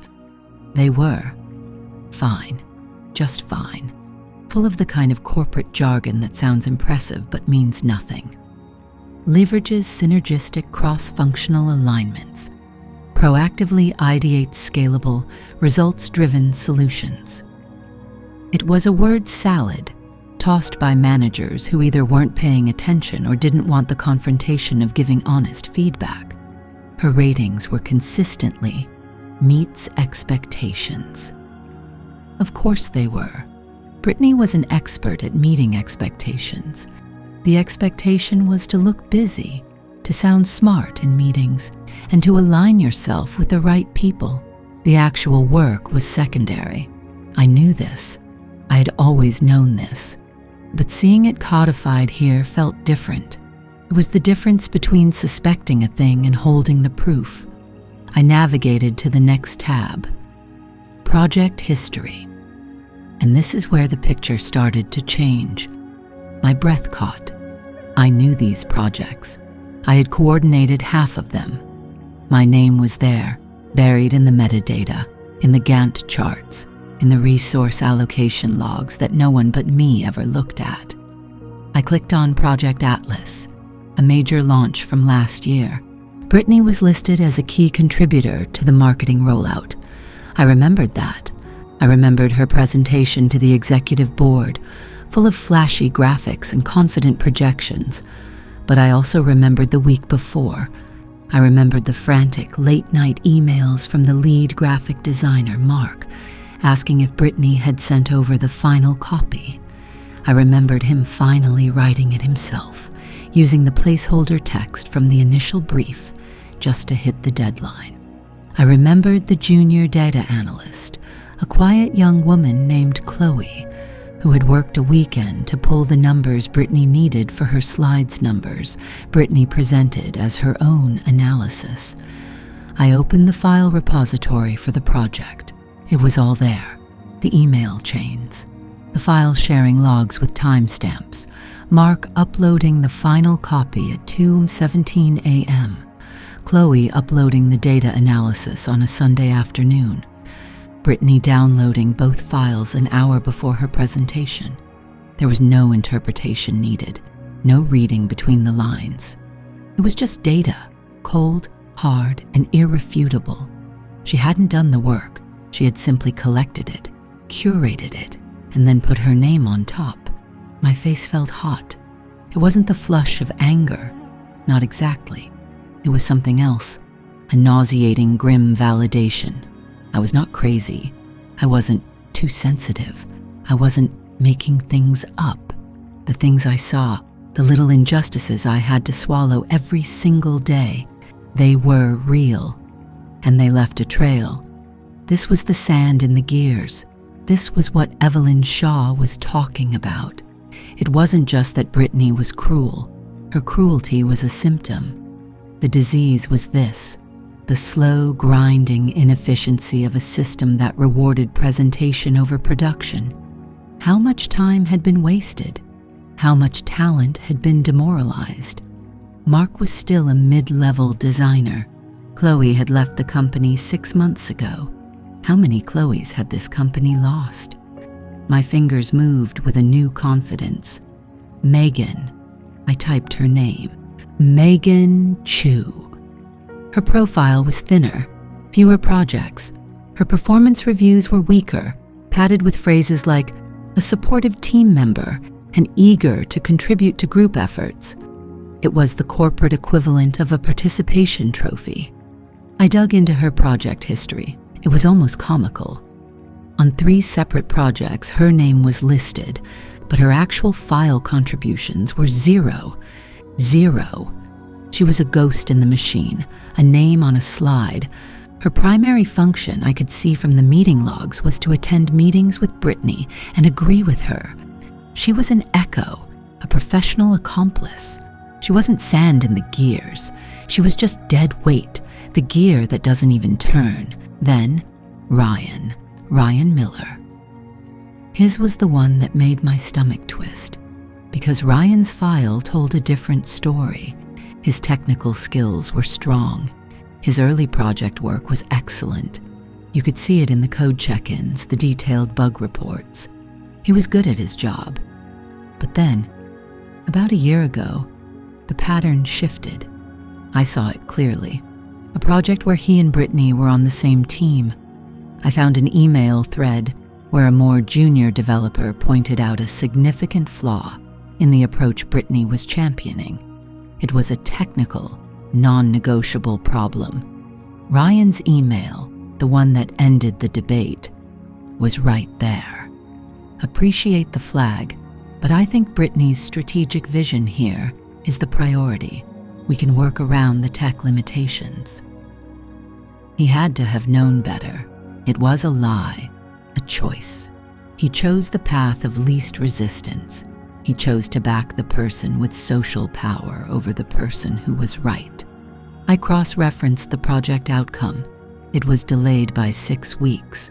The post-mortem report cited unforeseen technical challenges. They weren't unforeseen. They were ignored. Ryan wasn't dead weight. He was worse. He was a faulty part, a gear that was deliberately, consciously grinding in the wrong direction to avoid making a sound. He was the complicity that held the whole broken system together. Safe to ignore, safe to make fun of. The words echoed in my head. They had made a judgment about me, that I was safe to bully because I had no power. But they were the ones who had been making judgments every single day, choosing who to support, who to undermine, who to sacrifice. Not based on work, not based on what was good for the company, but based on a flimsy, cruel, and ultimately inefficient social hierarchy they had built for themselves. My hands were shaking now, but not from fear. It was something else, a current of cold, clear purpose. I closed the employee files. The mosaic of their incompetence and toxicity was burned into my mind. This wasn't about the dress anymore. It was never really about the dress. The dress was just the catalyst, the thing that made the invisible visible. I opened a new, blank document. The cursor blinked on the empty page, just as it had over Brittany's name. But this time it felt different. Didn't feel like a line to be crossed. It felt like a starting line. I typed the title, Project Nightingale, Audit Trail, Phase 1. Then I began to write. It's strange, the weight of a secret. It's not heavy like a stone. It's heavy like a change in the atmosphere, a pressure you feel in your ears before a storm. I walked through the office for a week with that pressure building behind my eyes. I was still Olivia, still reliable, still the person you could ask to find a missing invoice from 3 years ago. But I was also Nightingale. The investigation wasn't like in the movies. There was no sneaking around after hours, no secret cameras. It was all just data, the kind of data I had been looking at for years. Project timelines, expense reports, email chains, server access logs. The difference was the lens. Before, I was looking for errors to fix. Now I was looking for patterns. I started with Brittany. It was the easiest place to start, the ugliest. Her work was a monument to delegation. She would take on high-visibility projects, break them into tiny, uncredited pieces, and farm them out to junior staff. When the project succeeded, the success was hers. When it failed, she had a long list of people to blame. I found the emails, the chat logs. The digital paper trail of her credit stealing was a mile long. She was a black hole, sucking in the light of everyone around her. Megan was harder. She was quieter, more careful. She didn't leave a trail of project mismanagement because she barely managed any projects. She was a professional observer. Her currency was information. I cross-referenced her calendar with HR complaints. It was a perfect match. 2 days after Megan had a coffee chat with someone, a whisper campaign would start. A rumor, a seed of doubt planted about their competence. She was the rot that weakened the foundation before Brittany came in with the sledgehammer. She gathered the stones for other people to throw, and then there was Ryan. This was the part that hurt. Ryan was good at his job, very good. His code was clean, his projects were on time. The data showed a skilled employee, a real asset. But I dug deeper. I looked at the version histories for projects he'd shared with Brittany. I saw it, a critical error she had introduced. A few hours later, a fix from Ryan logged under his name. Then, a day later, the final project report, submitted by Brittany, with no mention of the near disaster or the person who had averted it. It happened more than once. He was her safety net. He was the talented friend who quietly cleaned up the messes, who let her take the credit because it was easier than confrontation. He saw it all. He knew. And he chose to be a bystander. He chose to be complicit. Was that better or worse? I didn't know. It just felt sad, a waste. I compiled everything into a single folder, a thin, black binder. It felt heavier than any server rack I'd ever had to help move. Each page was a fact, undeniable, impersonal. But my hand shook when I printed the final summary. This wasn't just data, it was their careers, their livelihoods. I sat at my kitchen table, the binder lying closed in front of me. The streetlights cast long shadows across the floor. For a second, I thought of my mother. I wondered what she would think of this. Her dress, the one they had mocked, was a symbol of her quiet strength, her authenticity. She never tore anyone down to build herself up. She was just her, unapologetically. Was this what she would have wanted? This secret, silent demolition? The thought was a stupid one. My mother was gone, and this wasn't about her dress anymore. It wasn't even about me. Evelyn's words came back to me. Sand in the gears. I wasn't punishing them for what they did to me at a party. I was just showing the company where the machine was breaking down. It was my job, a job I had accepted. I had to handle it. The email came the next morning from Evelyn Shaw to Olivia Hayes. Subject, follow-up. Olivia, please bring your preliminary findings to my office at 4 p.m. today. Best, Evelyn. The day moved in slow motion. Every conversation in the kitchen was a potential threat. Every laugh from down the hall felt like it was directed at me. I saw Brittany walk by my desk, her phone pressed to her ear, a look of bored irritation on her face. She didn't even glance at me. I was still a piece of the office furniture, safe to ignore. At 3:58 p.m., I stood up, holding the black binder. It felt cold against my skin. My heart was a frantic bird beating against my ribs. I walked the long hallway to the executive suite. The carpet was plusher here. The air was quieter. Evelyn's assistant, a kind-faced man named David, looked up and smiled. "She's expecting you, Olivia. Go right in." Evelyn's office wasn't as intimidating as I'd imagined. It was large, with a wall of windows that looked out over the city, but it was filled with books and strange, beautiful pieces of art. It felt like a person's space, not just a CEO's. She was standing by the window, her back to me. She didn't turn around right away. "The city looks different from up here, doesn't it?" she said, her voice calm. "It looks organized, peaceful. You can't see the traffic jams or the arguments on the street corner. You just see the pattern." She turned, and her eyes fell on the binder in my hands. A flicker of something not happiness, not sadness, just a grim sort of acknowledgement passed over her face. "Let's see the pattern, Olivia." I walked to the large mahogany desk and placed the binder in the center. I didn't open it. I just slid it across the polished wood toward her. My job was to deliver it.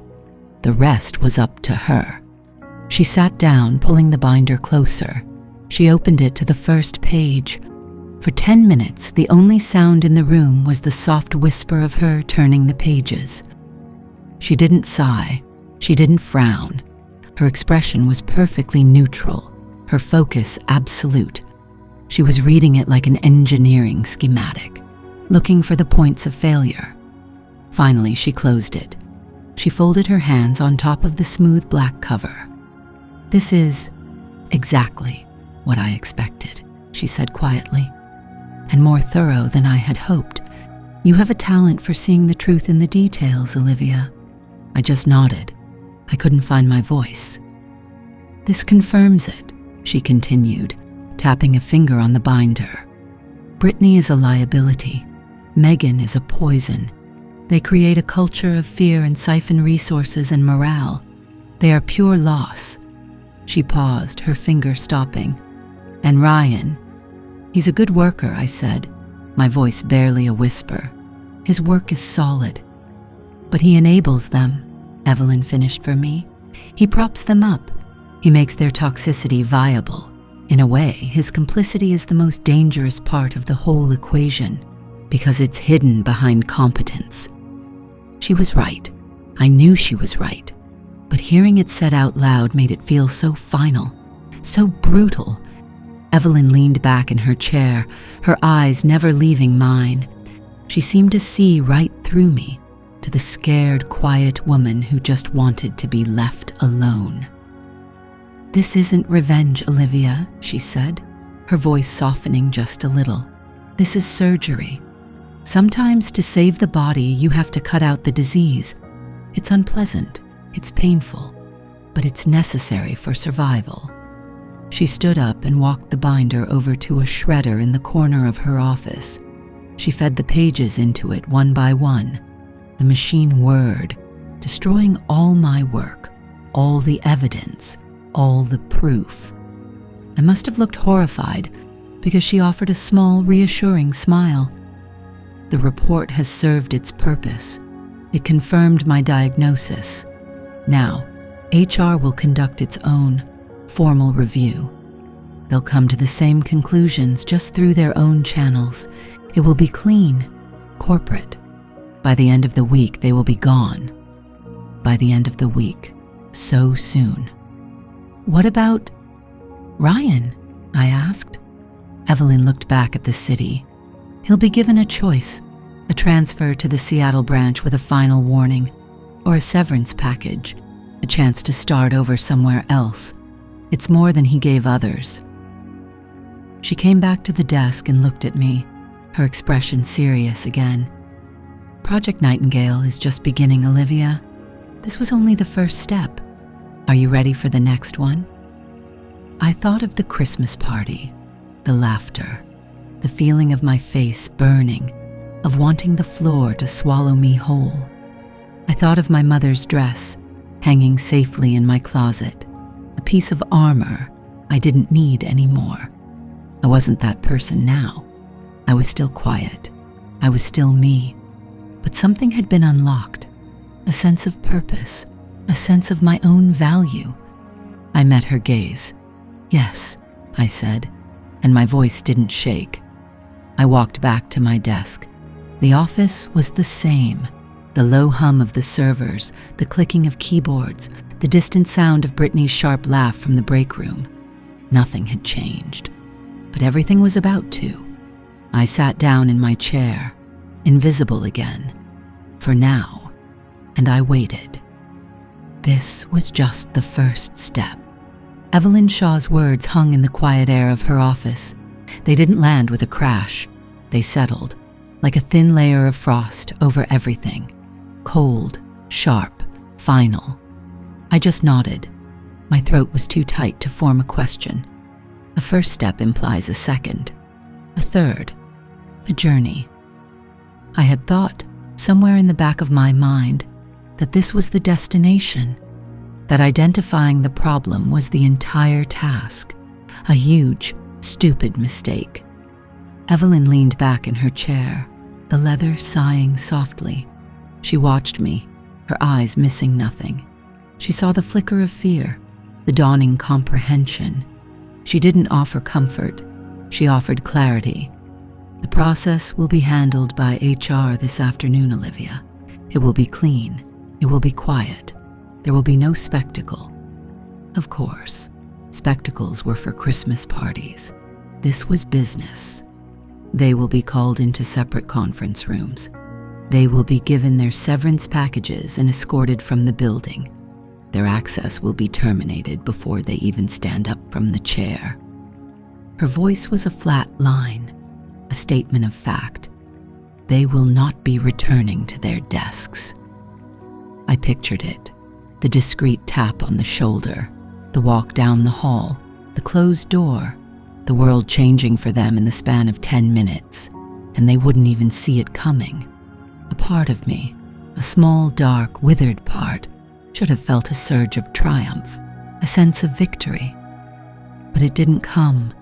All I felt was a heavy, cold weight in the pit of my stomach. This was real. This wasn't just a report filled with data points and performance metrics.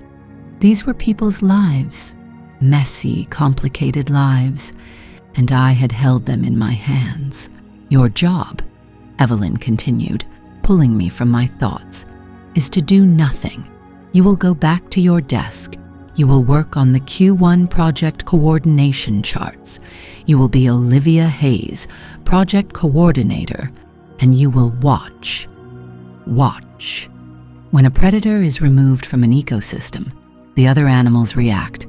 Some will be relieved, some will be frightened, some will try to fill the new vacuum of power. Your next task is to observe that reaction, the whispers, the new alliances, the fear. That is all data, Olivia. Understand? I understood. I was the watcher on the wall, the ghost in the machine, the nightingale. Yes, I managed to say. The word felt small and thin. Good. She gave a curt nod, a clear dismissal. Go on then. There's work to be done. I stood, my legs feeling unsteady. I walked to the door, my hand hovering over the cool metal handle. I didn't look back. I didn't need to. I could feel her gaze on me all the way out. The walk back to my desk was the longest of my life. The office looked exactly the same low hum of servers, the same fluorescent lights that always gave me a headache, the same people hunched over their keyboards, lost in their own worlds. Nothing had changed, but everything had. I passed Ryan's desk. He was laughing, leaning back in his chair, scrolling through something on his phone. He caught my eye for a fraction of a second. There was no recognition, no malice, just the blank, careless glance you'd give a filing cabinet, safe to ignore. I saw Megan, 2 rows over, whispering with someone from marketing, her head bent close, a conspiratorial smile on her face, collecting gossip, her daily bread. And then I saw Brittany. She was standing near the coffee machine holding court. Her voice, sharp and confident, cut through the office hum. She was animated, telling a story, her hands gesturing wildly. A few people around her were laughing, not because it was funny, but because she was Brittany, and you laughed at Brittany's jokes. I slid into my chair, my sturdy, reliable chair. I was a piece of the office furniture again. It had never felt so much like a disguise. I opened the file for the Q1 project charts. The spreadsheet filled my screen. Rows, columns, deadlines. It was familiar. It was safe. I put my fingers on the keyboard and tried to focus.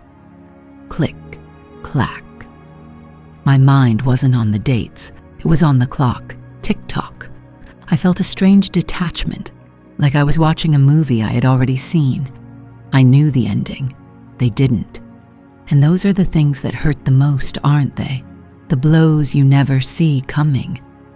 I remembered the heat in my face at the Christmas party, the way their laughter felt like tiny, sharp needles, the crushing weight of their judgment. I had wanted to disappear. I had wanted the floor to swallow me whole. I looked over at them again, laughing, oblivious. I did not feel powerful. I did not feel vindicated. I felt like a secret, a heavy, dangerous secret. It happened at 2:15 p.m. I knew the man who came for Brittany. His name was David. He was a senior director in HR. He always wore perfectly pressed shirts and had a calm, unreadable face. The kind of face you need when your job is to dismantle people's careers. He walked up to her desk, a thin folder in his hand. The laughter around her died instantly. "Brittany," he said, his voice quiet but firm. "Could I have a word with you in conference room 3? Her smile faltered. Sure, David. Is everything okay?" The confidence in her voice had a new, brittle edge. "Let's just chat in the conference room," he said, not a request. She glanced at her friends, a flicker of confusion in her eyes, before standing up and following him. The office was silent now. Every keyboard had stopped clicking. Everyone was watching, pretending not to watch. 5 minutes later, David came back, alone. He walked directly to Megan's desk. The same quiet words, the same unreadable expression. Megan's reaction was different. She didn't ask if everything was okay. Her face went pale.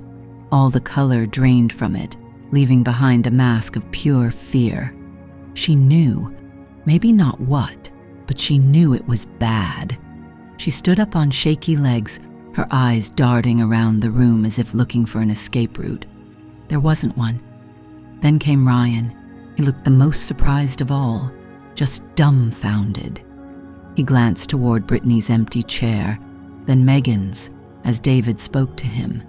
He looked like a lost kid, a follower who had suddenly lost his leaders. He followed David down the hall without a word. The silence they left behind was deafening. It was broken 20 minutes later. Another person from HR, a woman I didn't know, appeared with 3 brown cardboard boxes. She went to Brittany's desk first. She quickly, impersonally, packed it up. The framed photo of a beach vacation, the mug that said, "Boss Babe," the little succulent plant on the corner, all of it went into the box. Then Megan's desk, the collection of novelty pens, the gossip magazines hidden under a stack of files, her ergonomic wrist rest, then Ryan's, the sports bobblehead, the half-eaten bag of pretzels, the company's softball trophy, 3 lives, packed into 3 cardboard boxes. The office was an anthill that had been kicked. People were whispering, texting, sending frantic instant messages. What happened? Did you hear? All 3 of them? No one looked at me. Why would they? I was Olivia. I was the background. I was the sturdy chair, the quiet project coordinator, the one who fixed spreadsheet errors and never made a fuss. I was completely, utterly invisible. And in that moment, my invisibility felt like a superpower, a cloak. I watched the ripples Evelyn had told me about. I saw the shock. I saw the fear in the eyes of others who were probably just like them. Who would be next? I saw the quiet, hidden relief on the faces of people who had probably been their targets too. It was all data. At 5 o'clock, I packed my bag. The buzz had died down into a tense, uneasy quiet. The 3 desks were barren, wiped clean. The monitors were dark. The chairs were empty. It was like they had never been there at all. So fast, so quiet. I walked out of the building and into the cool evening air. The city was moving on. The traffic was humming. The world hadn't stopped, but mine had shifted on its axis. I had always been a pawn in the game, moved around, sacrificed, ignored. Today, for the first time, I felt the hand that moved the pieces. It wasn't my hand, not yet, but I was connected to it. This was just the first step. The thought didn't scare me as much as it had in Evelyn's office. It was still heavy, a responsibility I never asked for. But for the first time in a long time, walking home from the place that had made me feel so small, I didn't feel invisible. I felt like I was waiting for the second step. I've never been good with silence. Not real silence, the peaceful kind you find in a library or an empty house. I like that silence. The silence I'm talking about is the other kind, the loud kind, the kind that's full of things no one is saying. That was the silence that greeted me on Monday morning. The office was never quiet. There was always the clatter of keyboards, the low hum of the servers, the distant ring of a phone. That was all still there. But the human noise was gone. The easy chatter, the laughter that always seemed to come from one specific corner. Brittany's corner had been replaced by a thick, anxious quiet. Their desks were the epicenter of it. 3 empty chairs, 3 dark monitor screens, 3 company-issued mugs sitting exactly where they'd been left on Friday afternoon. It was like a photograph of a life that had suddenly vanished. People walked past the area with their eyes fixed straight ahead, as if looking directly at the empty space might be contagious. I sat at my own desk, a piece of the office furniture just like always. But something was different. The invisibility I had worn for years, The one that used to feel like a heavy, suffocating blanket now felt like a shield. No one looked at me. No one suspected a thing. They saw Olivia, the quiet project coordinator, reliable, safe to ignore. They didn't see the nightingale. I watched them, and for the first time I wasn't just watching to see when it was safe to get coffee. I was watching them, really watching. I saw the fear. It was in the way people jumped when the HR manager walked by. It was in the hushed, 2-second conversations that stopped the moment anyone else approached. The official email had been brutally vague. Brittany, Megan, and Ryan are no longer with the company. We wish them well in their future endeavors. Future endeavors. It sounded so final, so corporate. It was a clean, sterile execution. I saw the speculation, people trying to piece it together. Had they quit all at once? Unlikely. Had they been poached by a competitor? Maybe. But all three?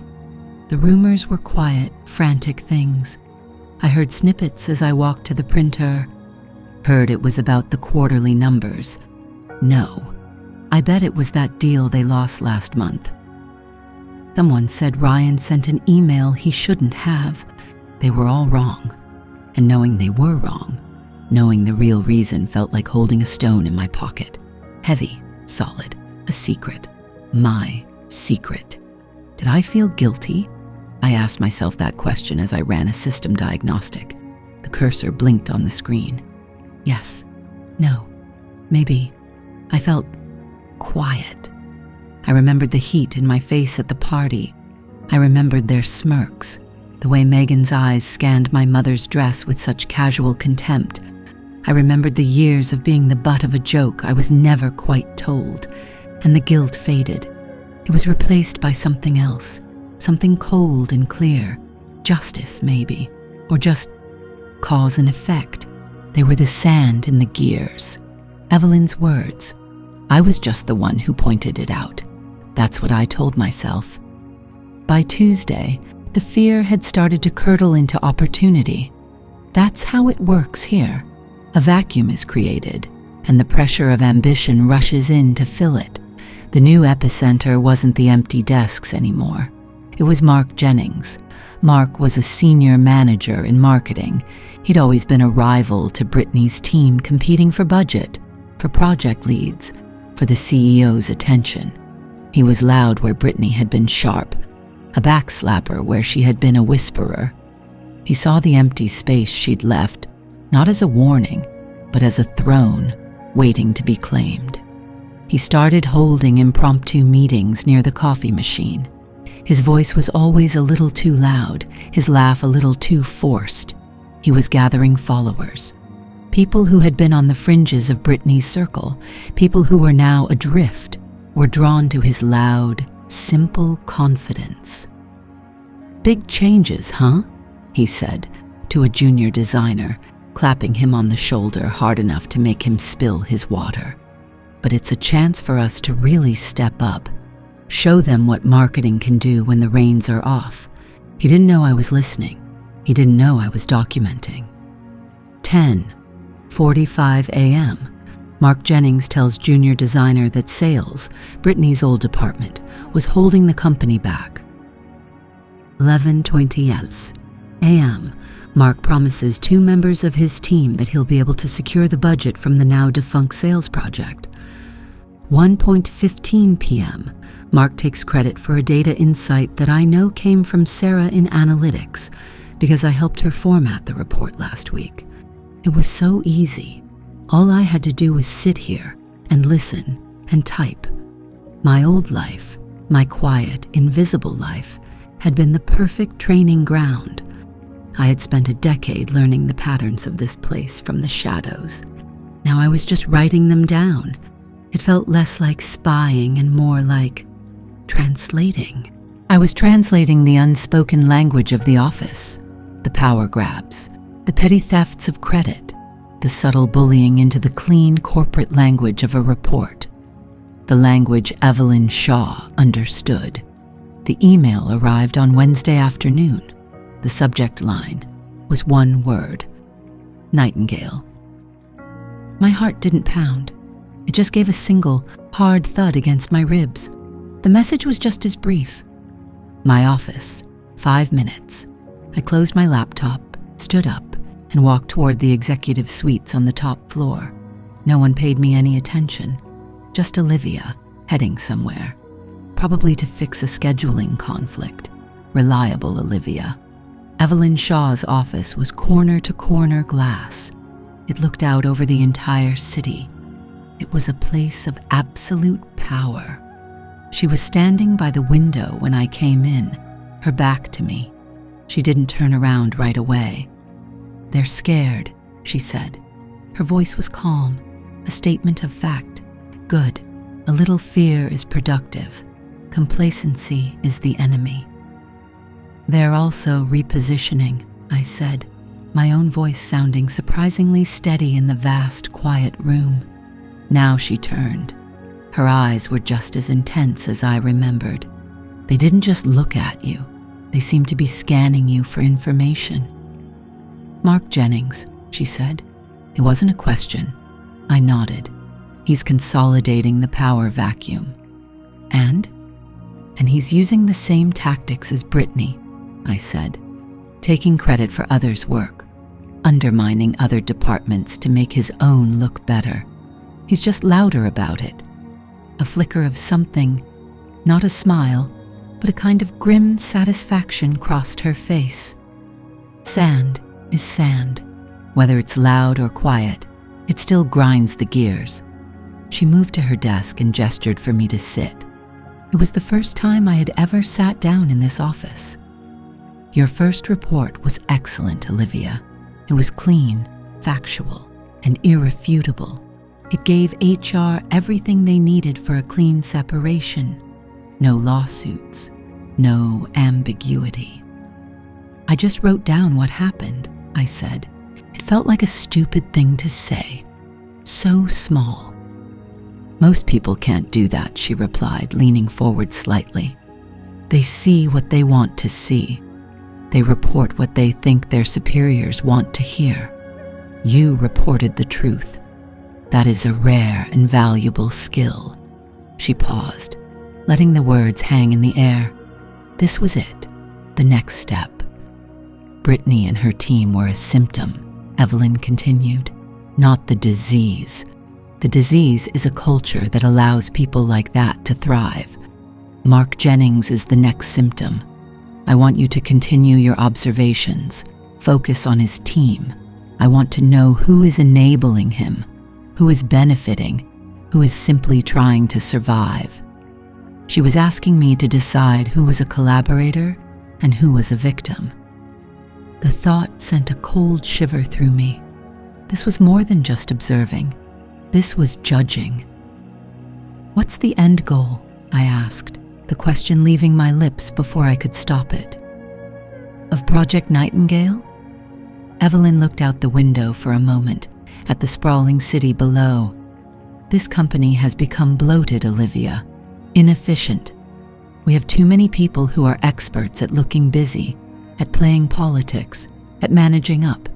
They are anchors, holding back the people who actually do the work. The goal of Project Nightingale is to identify those anchors, all of them, and to cut them loose. All of them." The scale of it hit me. This wasn't about one toxic clique. This was a purge, a quiet, systematic house cleaning, and I was the one holding the list. "I understand," I said. "I know you do," she said. "Send me your next report on Friday." The meeting was over. I walked back to my desk, the glass walls of Evelyn's office feeling a million miles away. I sat down and looked out over the open plan office. It looked different now. It wasn't a collection of colleagues anymore. It was a field, a hunting ground. Across the room, Mark Jennings laughed his loud, booming laugh. He was trying to be seen. He had no idea that the one person he needed to worry about was the one person trained not to be seen at all. He didn't know the quiet woman in the corner, the one who handled the schedules, was marking him down, He didn't know about the nightingale. He didn't know that his biggest mistake wasn't grabbing for power, was assuming I was still just a piece of the furniture.